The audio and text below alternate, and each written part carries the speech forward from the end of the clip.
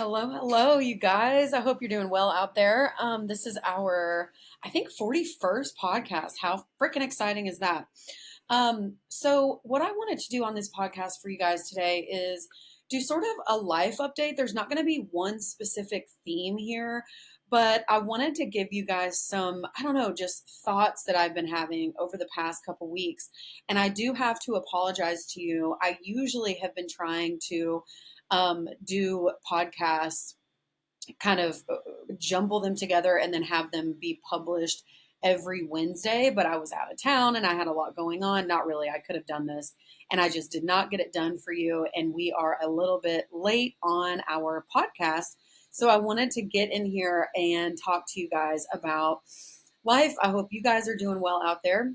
I have to mention my book, Be Happier, Get the F Out. It's on Amazon if you're new to my ecosystem. My name is Felicia Keller. I was diagnosed bipolar in 2010 after a manic episode landed me in the hospital, etc. You can go listen to podcast episode 1 and 2 if you want to hear that full story. You can also follow me on any kind of socials you would like to for just smaller, spliced up content.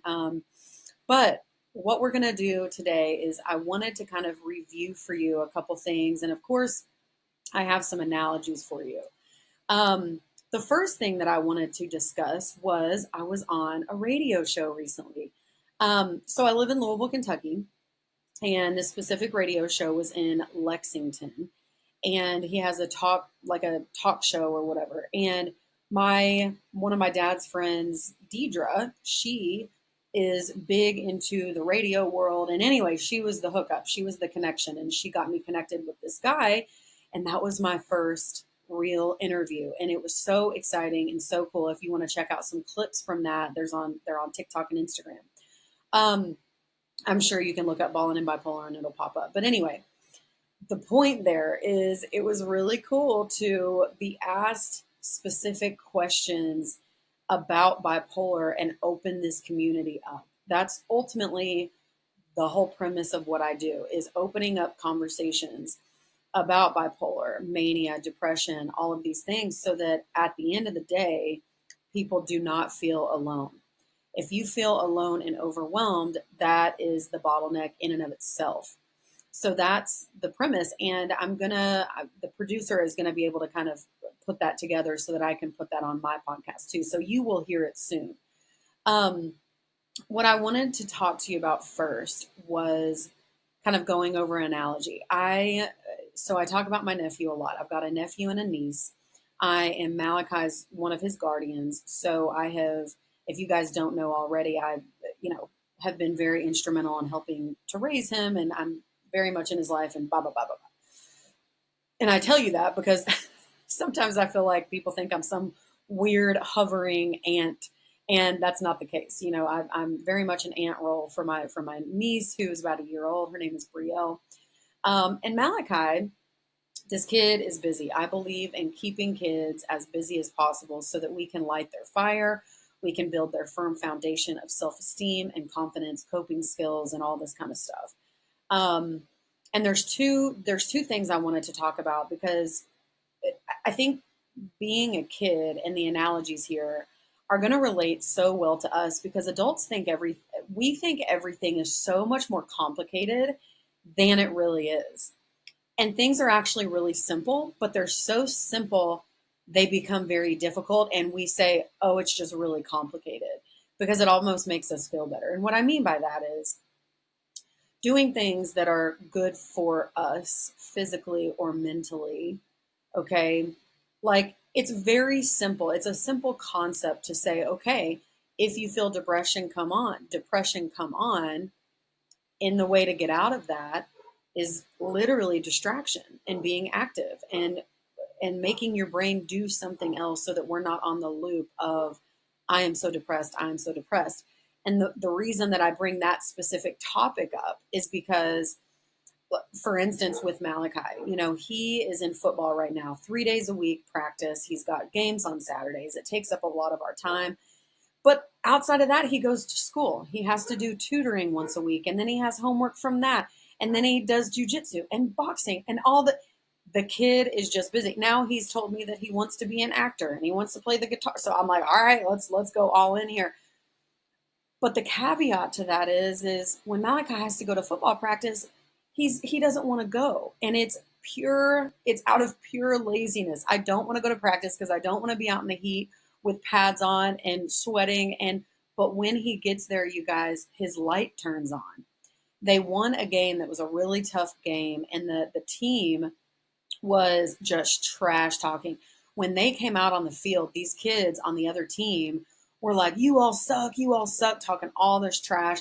And we won, and it was amazing. And Malachi was out there just skipping on the field. They have really good sportsmanship. Our coaches are great. And the reason I bring up this is because when we do the right thing, our light turns on.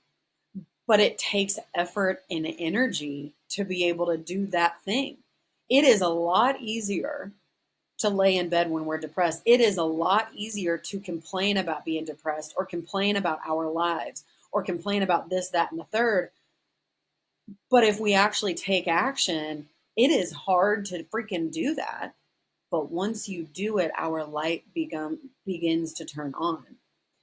And the other thing I wanted to mention too was coping skills and tools and things like that, because Malachi, he gets really frustrated sometimes because he's a kid and he doesn't know how to, like, when he sees red and he gets really upset. So we have to work on like breathing and meditation even when he's doing well, because again, what do I talk about all the time? If you don't have the tools on the worst day, you're going to see red and not know what the hell to do. So you have to practice and get into a routine on what, if and when something happens, I need to know exactly what to do so that I don't get into the red zone. Okay. So if we see depression coming on, what do we do specifically to try to get out of it before it sets in? Mania, same thing. Or just life stuff, you guys. You know, if your day's going off the rails, or if you feel like something has specifically happened, what do we need to do first to get past that challenge to move on to our next path? And I was talking, this podcast is going to go every which way, but I think it's still going to be cool because I just am compiling a lot of thoughts together. I was voice texting one of my good friends. I've known her, golly, I've known her. She's going to be a podcast guest, but I have known her probably, I'm 35. I've probably known her almost 25 years now.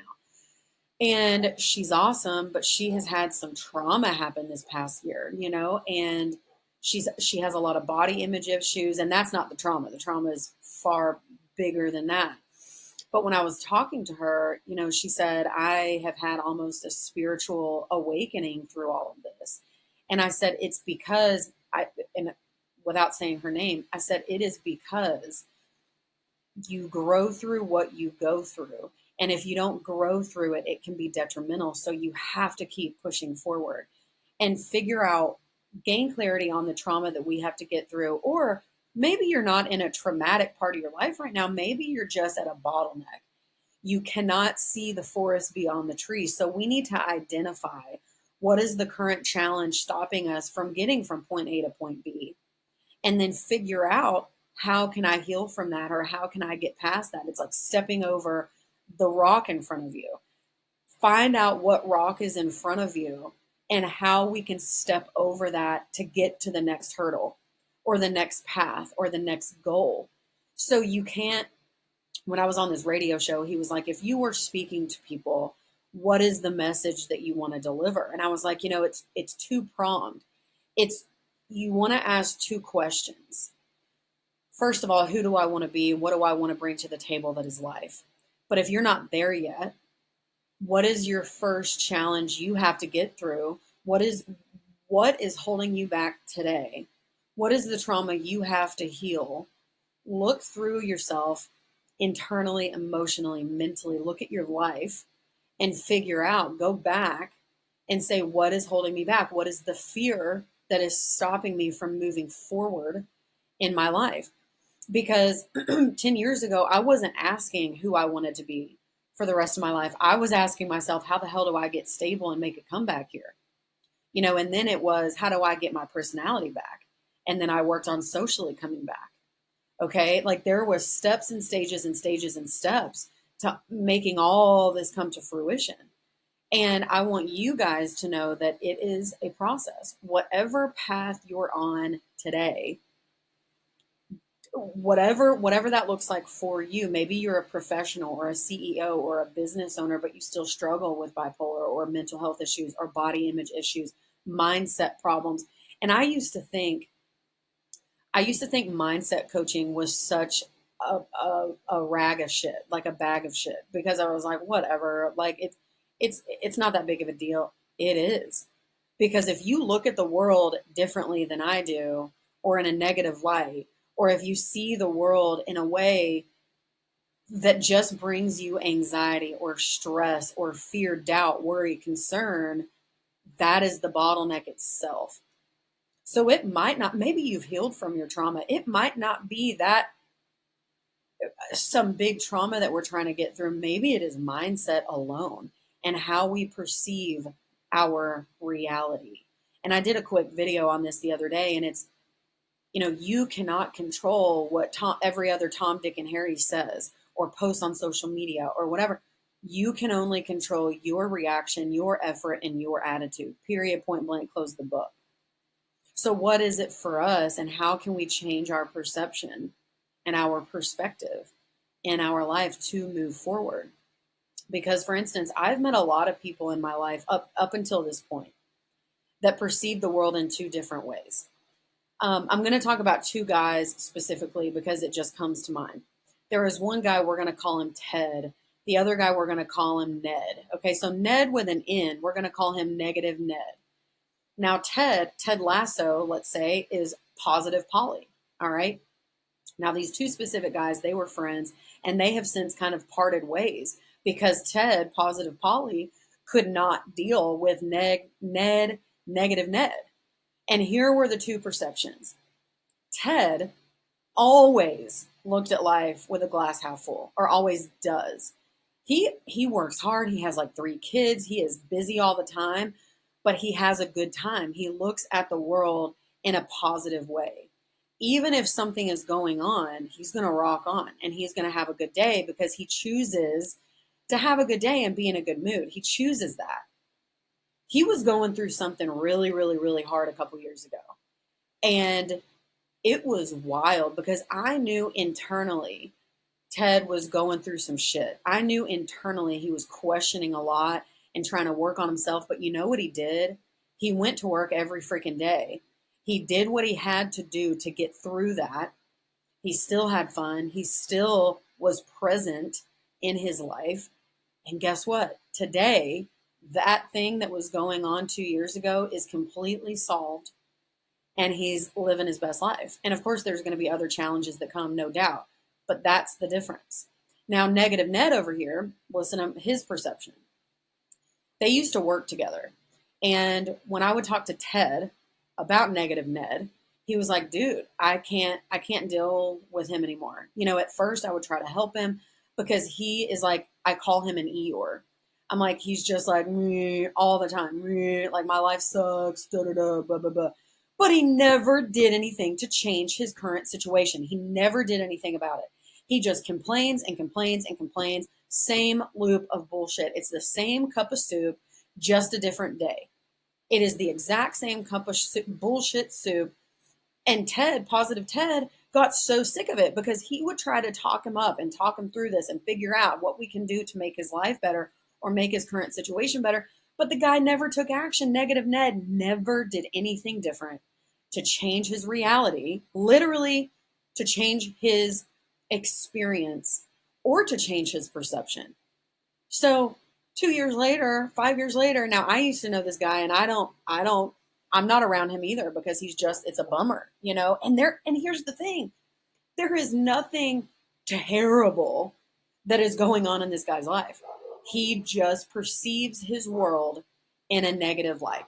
And it's unfortunate because he could look at his world in a different way. And if he's suffering from real depression, what do we do to get out of that depression? And I even talked to him about that a couple years ago and kind of closed the door because I was like, okay, he doesn't want to change.